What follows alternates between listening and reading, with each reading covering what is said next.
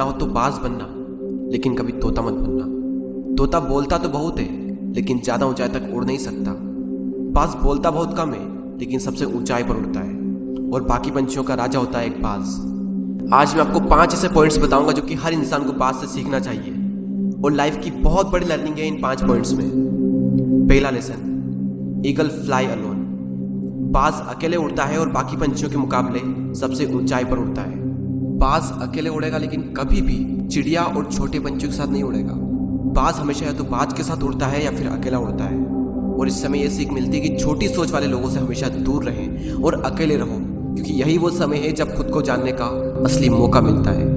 दूसरा लेसन, बाज का विजन बहुत ज्यादा क्लियर होता है और बहुत ज्यादा स्ट्रॉन्ग होता है। बाज अपने शिकार को 5 किलोमीटर दूर से ही देख लेता है, और जब एक बार उसे अपना लक्ष्य दिख जाता है तो उसके बाद चाहे रास्ते में कितनी भी मुश्किलें क्यों ना आए, वो अपने लक्ष्य को हासिल करके ही दम लेता है। इससे भी एक बहुत बड़ी सीख मिलती है कि अपना विजन क्लियर रखो और उसे हासिल करने में फिर चाहे कितनी भी मुश्किलें क्यों ना आए, पीछे मत हटो उस बाज की तरह। तीसरा लेसन, बाज कभी भी मरे हुए जानवरों को नहीं खाता, वो हमेशा जिंदा शिकार करता है। और इससे हमें यह सीख मिलती है कि जो हमारा पास्ट है वो मर चुका है, तो अपने उन मरे हुए सड़े हुए थॉट्स पर ध्यान मत दो और अपनी आने वाली ताजी फ्रेश जिंदगी पर ध्यान लगाओ। अपने पास्ट की पुरानी यादें जो तुम्हें तंग करती है, उन्हें वहीं रहने दो जहां पर उसकी जगह है, और तुम्हारे पास्ट की जगह है तुम्हारे पास्ट में, उसे वर्तमान में जगह मत दो। क्योंकि एक बार अगर तुम्हारा पास्ट तुम्हारे प्रेजेंट में आ गया तो तुम्हारा पास्ट तुम्हें कभी प्रेजेंट में नहीं रहने देगा। पास्ट में तुम्हारे साथ कितना भी बुरा क्यों ना हुआ हो, वो सब यादें, वो सब थॉट्स मर चुके हैं, और उस बाज की तरह बनो जो कभी भी मरी हुई चीजों को नहीं खाता। चौथा लेसन, जब आंधी तूफान आते हैं तो बाज बहुत ज्यादा एक्साइटेड हो जाता है। जब बारिश होती है तो सारे पंछी छिपकर बैठ जाते हैं, लेकिन बाज को बड़ा मजा आता है। जब तेज हवाएं चलती है तो बाज उन हवाओं के सहारे और तेजी से ऊपर की ओर उठता है, और ऊपर उड़ते उड़ते इतना ऊपर उड़ जाता है कि बादलों से भी ऊपर पहुंच जाता है। और इससे भी एक बहुत बड़ी सीख मिलती है कि मुसीबत में मजा ढूंढो।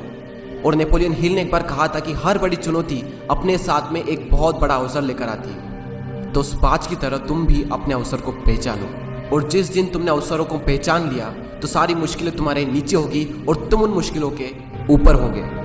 फिफ्थ लेसन, बाज अपने घोंसलों में से सॉफ्ट घास को हमेशा निकाल देता है, ताकि बाज का जो बच्चा होता है वो उसमें कंफर्टेबल ना हो सके। क्योंकि अगर वो घोंसले में कंफर्टेबल हो गया तो वो वहीं रहना पसंद करेगा, लेकिन बाज ऐसा कभी होने नहीं देता। बाज एक पंछी है और उसे भी ये बात पता है कि there is no growth in comfort zone.